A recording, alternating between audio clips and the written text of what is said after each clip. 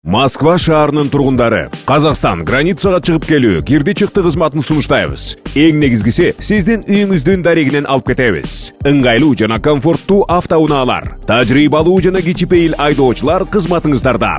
Эч кандай пересадкасы жок. Границага чейин барабыз жана границадан өтүүгө жардам көрсөтөбүз. Регистрацияңыз просроченный болуп, же базадан чыкпай жатса, жана кандайдыр бир штрафтарыңыз болсо, кабатырланбаңыз. Бизге чалыңыз. Туура маалымат беребиз. Черный списоктон текшерип, анан жолго чыгабыз. Толук маалымат жана WhatsApp +7 925 017 16 16 +7 929 654 45 64. Орусиянын Екатеринбург шаарында кыргызстандык жигит ок жеп ооруканага түштү.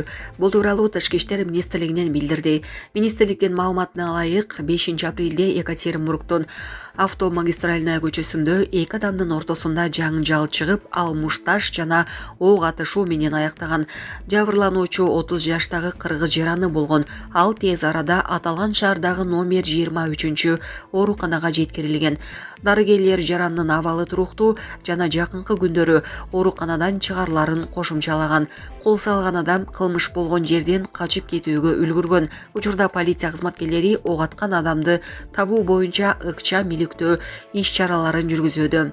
Консулдук укуктук жардам көрсөтүү максатында башкы консулдуктун кызматкерлери ошол эле күнү жабырлануучуга барып, жакындар менен байланыш түзүштү. Ошондой эле укук коргоо органдарынын өкүлдөрү менен жолугушту деп жазылат Тышкы иштер министрлигинин маалыматында.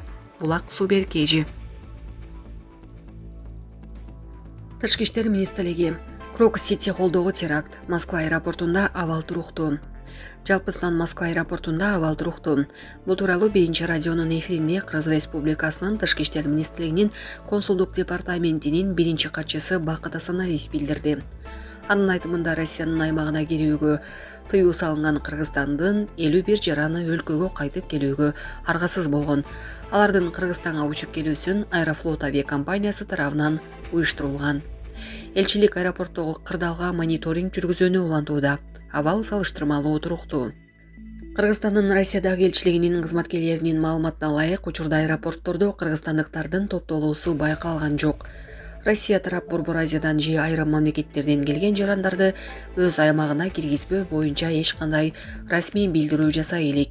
Ошондой эле биз жарандардын Россияга баруусуна тыюу сала албайбыз.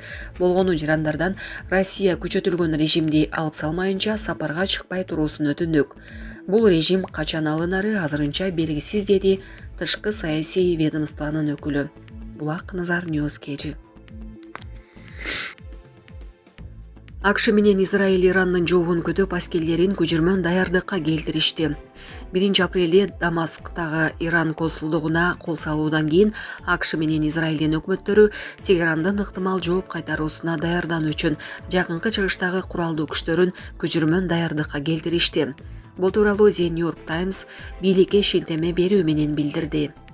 Атын атагысы келбеген израилдик аткаминердин айтымында бийликтер аскердик бөлүктөрдө кызмат өтөп жаткан аскер кызматкерлеринин эмгек өргөсүн жокко чыгарып, абадан коргонуу бөлүктөрүндө кызмат өтөөгө кээ бир резервчилерди чакырып, GPS сигналдарын көзөмөлдөй башташты.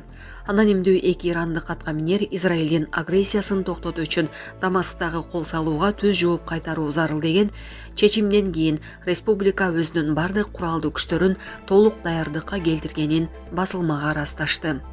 Гезит америкалык аскерий аналитиктердин болжолуна таянып, Ирандын соккусу аймактагы америкалык күчтөргө караганда Израилге багытталышы ыктымал деп жазды. Израилдик адистердин 2023 жылдын 7 октябрынан бери үзгүлтүксүз ок атууну уланткан Ливандагы Хизболла уюмунун Ирандын кол салуусуна катышуусун күтпөгөнү белгиленди. Алар Тегерандан түз жооп күтүшүүдө. Маалымат үчүн айта кетсек, Израиль 1 апрелде Дамасктагы Иран консулдугунун имаратына F-35 согуштук учактары менен ракеталык чабуул жасаган. Чабуулдун натыйжасында 13 киши, анын ичинде генералдар Мухаммад Реза Захиди жана Мухаммад Хади Хадж Рахими набыт болгон. Булак Назар Ньюс Кежи. Тажикстандын жарандарына Туркияга визасы жок кирүүгө тыюу салынды. Бул туурасында жарлык ресми газета порталында жарыяланды. Тажикстандын жарандарына жалпы жарандык паспорт менен Туркияга келүү үчүн визасыз режим жокко чыгарылсын деп жазылат өлкө президенти Режеп Тайип Эрдогандын жарлыгында. Буга эмне себеп болгону айтылган эмес. Буга чейин туркиялык ЖМКлар Крогус Сити холдоого терактынын 2 айыпталуучусу январ-мартта Стамбулдагы мейманканаларда жатканын, бирок алар эмне менен алектенишкени жашыруун бойдон калганын жазган. Ал эми Хурриет гезити Туркияда теракт жасоого даярданган деп Ислам мамлекети террорлук тобунун болжолдуу мүчөлөрү деген 2 адам Стамбулдан кармалганын жазды.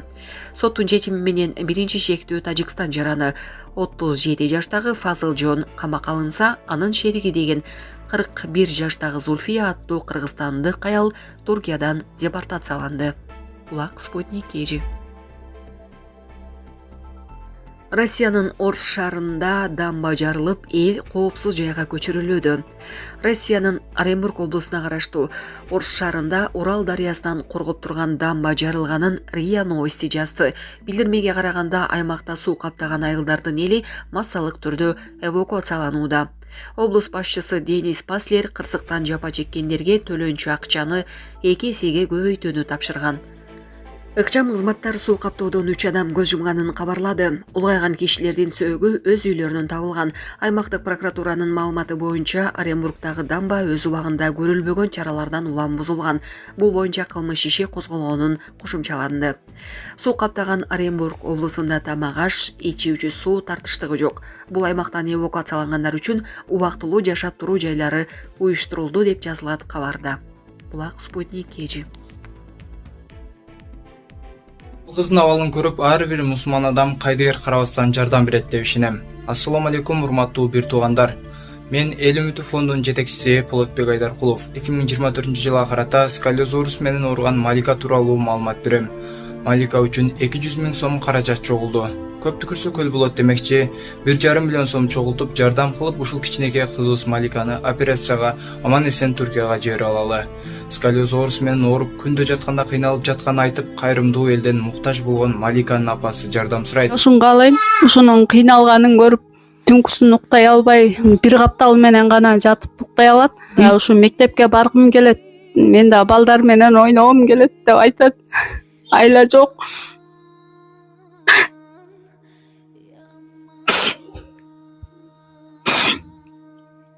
Ушу кызыбыздын сакайып, балдардай болуп ойношун каалайбыз. Мага жардам берип койгула, силерге аргылар болсун.